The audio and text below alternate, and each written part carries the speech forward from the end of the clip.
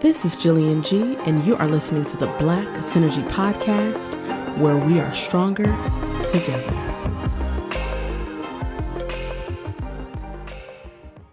Welcome to another episode of the Black Synergy Podcast. In today's episode, I spoke with artist Jaimee Todd about the importance of making time for your passion, self-care, and art as a form of therapy. Enjoy the show.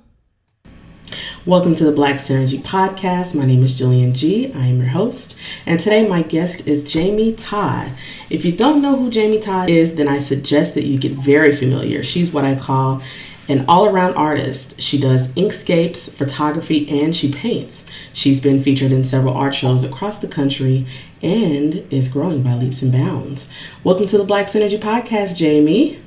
Hey, so thank you.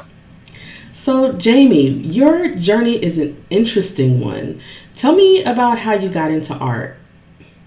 Well, I've been actually drawing and creating things since I was a kid, really. I started as I did not write yet, so it was my form of storytelling. And up until, I guess, when I really got into college, I really started forms with like painting, add a component, and after that it just kind of like melded into photography once I moved to New York, and someone had suggested that you have a pretty good eye for things, have you ever thought about photography? And it's kind of how it developed. Now, when did you know that it was more than a hobby or a passing fancy? I think it started really when I was in college, because I thought that I had wanted to, I had hoped to go to art school, and, my parents, wanted me to take a more practical route and figured that I would be a starving artist if I chose to pursue that. So I just kind of decided like, okay, maybe they're right. And, but I still had this like nagging feeling that like I was kind of denying a part of myself. And that continued all throughout graduate school when I went to law school. And it just felt like it was a part of who I am. I identified more with being an artist than I really could with being just, a law student or eventually an attorney. And I think once I got out and moved to New York, and I really just felt like, it was time for me to just start kind of living a little bit more authentically. And I think that's when I started to feel like, this is who I am. I'm an artist. And when I started pursuing it more seriously and trying to apply, getting involved in art exhibitions in New York City, I think that's when it really started to click. I've heard this from people who have been doing it a long time. Sometimes you still don't really feel like, it's authentic, that you can authentically call yourself an artist, that you're always still trying to prove yourself. So sometimes I do find myself like in that realm. Now, you spoke a bit about authenticity. Now, I know as an artist, that feeling of, okay, am I really an artist? Can I really do this? Were there any serious doubts on whether or not you could make it as an artist, or would you fall into what you said your parents thought you would be a starving artist? How did you combat those feelings if you did have them? Well, I really didn't have to worry about the starving artist point, because even though I didn't go to art school and was formally trained, one virtue of having a bread and butter kind of job, working as an attorney, is that, like, okay, I won't have to starve, and that allows you to have more freedom to create. You don't have to worry about creating work that will sell strictly for commercial value so that you can, pay your rent. But I think there just are moments when, especially when you're starting out and you're trying to get recognition, you're trying to get exhibitions, and you get a lot of rejection. And so sometimes you really question, like, well, I'm not really all that good.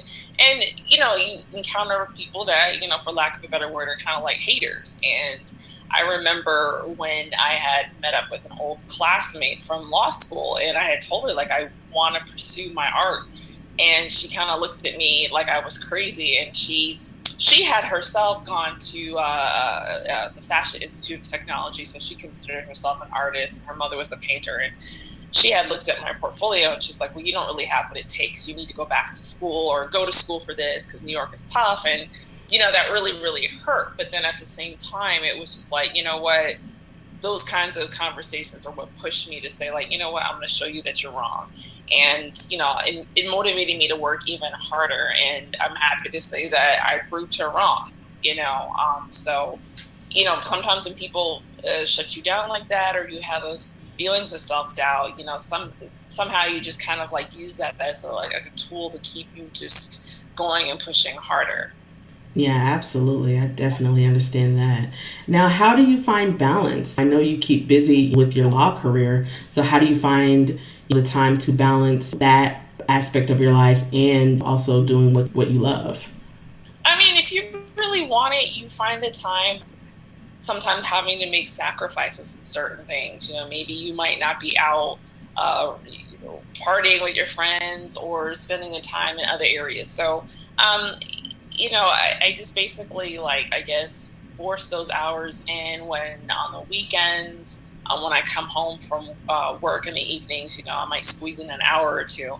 And it's just like sometimes you just have to push through it, especially like if I have an exhibition coming up and I'm still working. I mean, there are times where I'm just utterly exhausted. You come home from work after like a 10-hour day, and then it's like, oh, I have to like, get this thing ready for the show coming up, or, I want to do this work, and you have to push through it. But I think I find most of my time to create and work on my projects primarily on the weekends. I usually like try to dedicate at least one entire weekend day to just like doing like the Inkscape photography that I do, developing it. And then even when I'm at work where I get pockets of free time, I'll sketch out a plan of action of the kinds of projects I want to get done, and how I'll implement them and how I'll bring them to fruition. So it's a skill you just, I guess, learn over time. But I think sometimes like having a lot to do kind of keeps me going, rather than having so much free time laying around that,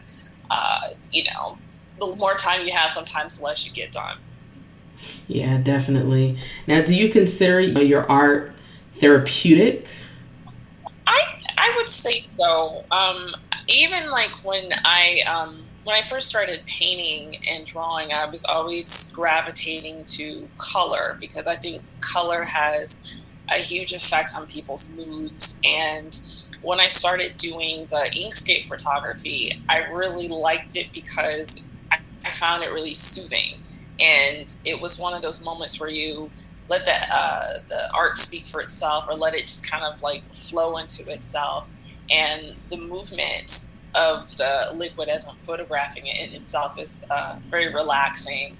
And you combine that with color, it really is like an outlet for me, because, personally, I'm very like political about so many things, and I get so like emotional about like current affairs and things. And, you know, there are times I bring it into my art, but more often than not, creating that soothing art is an escape for me. And I find in conversations with people, they've told me the same thing. Like, I find your art relaxing. It's soothing. I was having a stressful day, and I came your website, and it just made me feel so much better. And I just felt like I think it's tremendous when someone gets that feeling from my work. So, yeah, I do consider it kind of soothing, and I hope that it provides a balm for people, if they're feeling that stress of everyday life. Okay. Now you mentioned, you're very, political. So do you think that there are things in your life that kind of informs or impacts your art, as far as politics or religion or spirituality or anything like that? I did a series last year with Black superheroes, and I took photographs that were in the public domain of Black civil rights icons, and I incorporated them into work using graphic design. And I wanted to obviously use it as an educational opportunity to learn about civil rights Black civil rights icons, but also too it was a way of kind of doing it in a way that was creative. I kind of gave it to another level of like I kind of like to call like magic realism. And just recently, in response to what's going on with the current presidential administration and his acts with the Muslim ban, I'm still looking for ways to incorporate that, to add dialogue, but just with a different dimension. Now, what's your favorite medium? I personally think you have a wonderful eye for photography, so I would definitely say that's my favorite thing of yours. And I do have a couple pieces of your work from a Um, show from back in. What is your favorite? I think probably be photography. I mean, doing it for the last, oh gosh, 4 or 5 years. And, when I first started out, my first solo show was doing street photography. And, after a while, I got kind of like bored with it because I'm like, there's only so much I feel like I can photograph around New York. And when I started incorporating the inkscapes or doing the inkscape photography, it was great because I was able to kind of bring back that love for painting that I have, where you're working with these fluid mediums and being able to photograph. So I think that at the end of the day, it still always comes back to photography. Every now and then I'm like, oh, gee, I wonder if I'll go back to painting, but right now it doesn't feel like that spark isn't quite there. It's still photography. So, what? Who are some of your faves? Tell me about some of your favorite artists and who inspires you. Well, actually, it's funny you say that. Just this past week, I was at the Brooklyn Museum of Art to see their Georgia O'Keeffe exhibit, and she's always been a huge inspiration for me. And I really looked to her when I was trying to get in, when I was getting into painting, because I was just in love with her style and the way her pictures, her work it just soothes the soul. So that's something I've always like aspired to. And even though I still mostly do photography, I still was able to draw inspiration from her work. So to this day, I still like love what she does. A lot of people that I mostly follow now are like I found them through social media. I have a Instagram friend named Joanna Chumali who does fantastic work out of West Africa and does a lot of portraiture of West African women. And I love her work because the portraiture is very intimate. Her use of color. And another friend of mine I've actually known for a really long time since I first moved to New York is a friend of mine named Lori Markowitz. She's an excellent street photographer based out of New York. And she's actually one of the reasons why I got into photography, because I saw how she was able to photograph very simple everyday things and make them look like high art. And I was so amazing how she could make this simple into something amazing. So I'm really a huge fan of that. Okay, that's awesome. Now, is there anything that you would like to, a new medium of art that you would like to learn, just try out, or something that you already know that you feel that you need to perfect? Well, I know I definitely want to do more portrait work, to do my inkscape photography portraits. I've usually done work with images in the public domain of like civil rights icons, and every now and then I've photographed people that I know and then use their images for some of the graphic work that I do. But I really want to get more into that, being able to do more work that's more like portrait photography, so that you get your good lighting set up and get a good image, so that I could actually use this for more abstract photography, more abstract inkscape portraits, and just really push the graphic design element more, so that I'm taking more risks and experimenting more. So that's actually a goal of mine that I want to start, that I'm working on right now. And actually in the process of looking for volunteers who'd like to model for me. So that's big on number one on my list. Okay, awesome. That's cool. Now, what advice would you give to someone who might be a little hesitant to pull, the trigger on, what they would consider a hobby or a side hustle? Like you said, and a lot of us go through this, where we have a passion, but we may be a little hesitant to kind of step out there. I think it's important to get a support group that supports what you want to do and supports your dreams, because you're always going to encounter people that are going to question what you're doing, or naysayers. And it's really important people that will talk to you and support you and say, hey, you're doing good work, or they can give you honest, constructive criticism and give you that encouragement to keep up your art practice. Because I think the most important thing is consistency. When I first started out, I didn't have any experience in doing exhibition work. My website was kind of amateurish, but, I just kept just pushing and working at it until I got good. And I also think it's important to take your goals and actually write them down.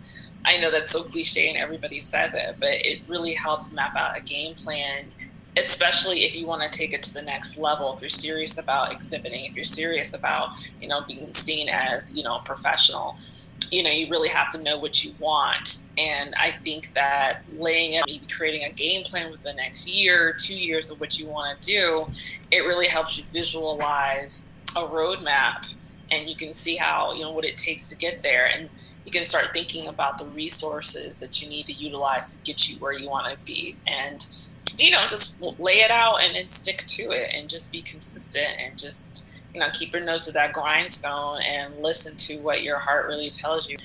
Try and figure out a way to translate it into real action. Yes, that is definitely sound advice.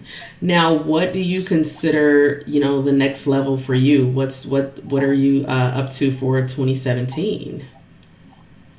Well, like I had said before, I want to really, focus on bringing in a portraiture element to the Inkscape photography that I am doing. I want to primarily focus on featuring Black women, and other marginalized groups, because I feel like with the work that I want to do, it has an element of kind of like fantasy and magic realism and surrealism that I feel that too often people of color are excluded from that. And I want to just, be able to give them a sense of infinite possibility, and, we've overcome so many incredible things. So that's really, really my goal. In the past, it was mostly focusing on I want to do exhibitions, and which I still want to do. But I really just want to push and try different things.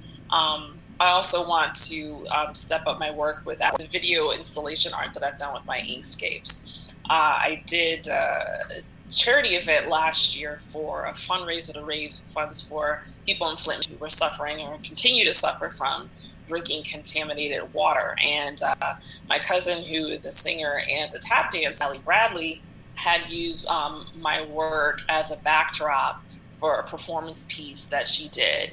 And it was the first time I had done a video installation. That was so exciting. She's going to be using my work for other performances upcoming in New York and Michigan. So that's something, that's another element I really want to explore and try and do more video art installation work.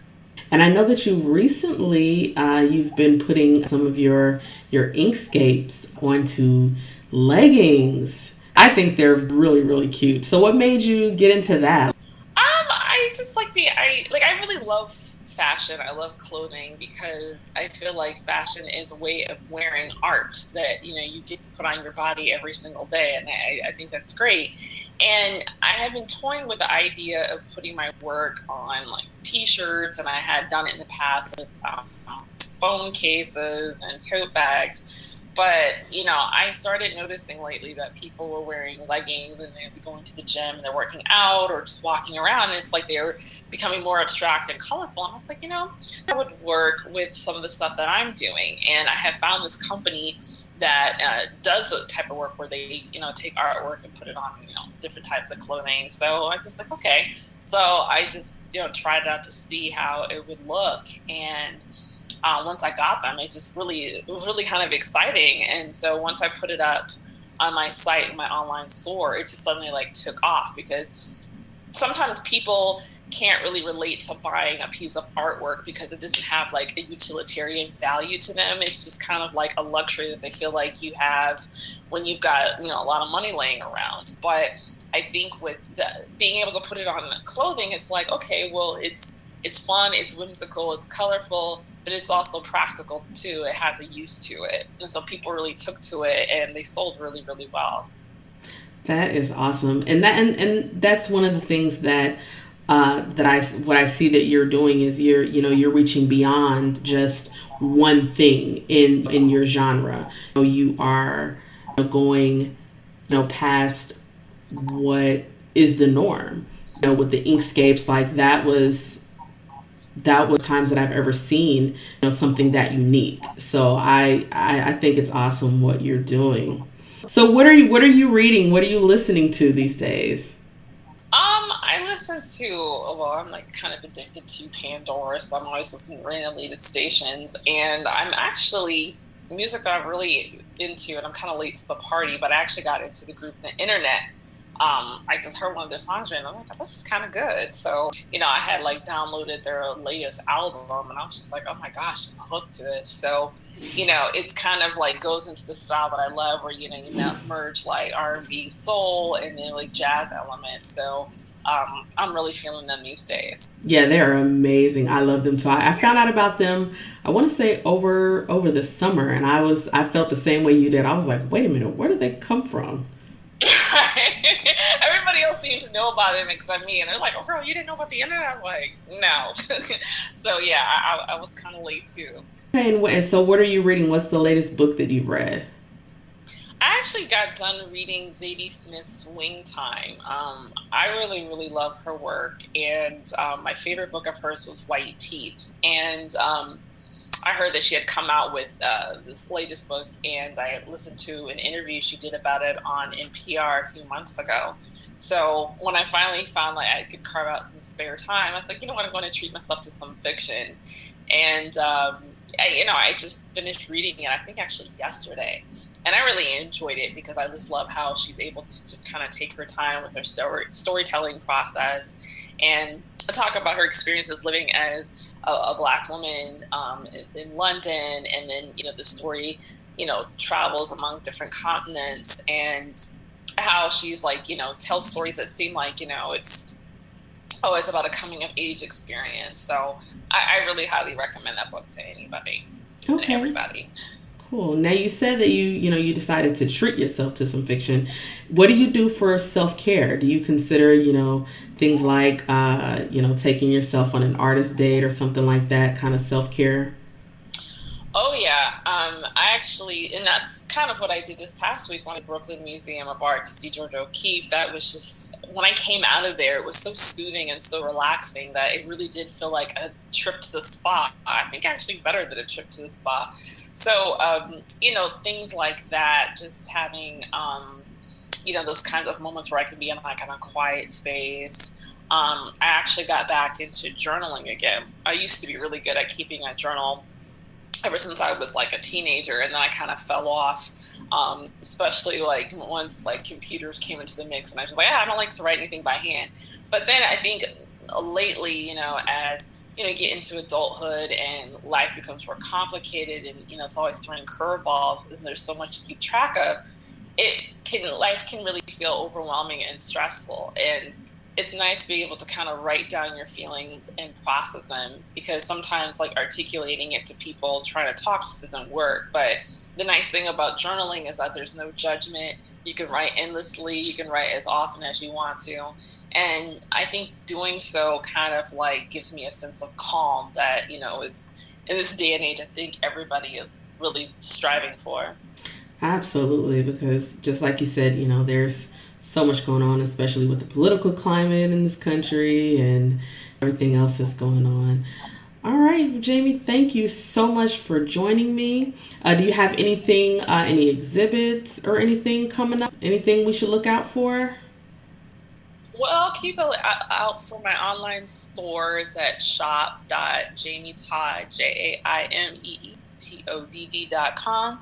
I'll be adding a new pair of leggings with my Inkscape designs for the spring, so keep an eye out on that. And feel free to follow me on Instagram, where I always have new artwork that I'm uploading, and announcements with my upcoming exhibitions. Okay. Awesome. Well, thank you so much for joining us on the Black Synergy podcast, Jaimee. Thank you. Talk to you soon. That concludes my interview with artist Jaimee Todd. Check out the show notes at blacksynergypodcast.com to find out more about Jaimee and her art. And as always, thanks for listening. If you haven't subscribed, the podcast is available on iTunes, Stitcher, Google Play, YouTube, and TuneIn Radio. Please subscribe and leave a review. And don't forget to follow the show at Black Synergy on Facebook, Twitter, and Instagram. Thanks for listening.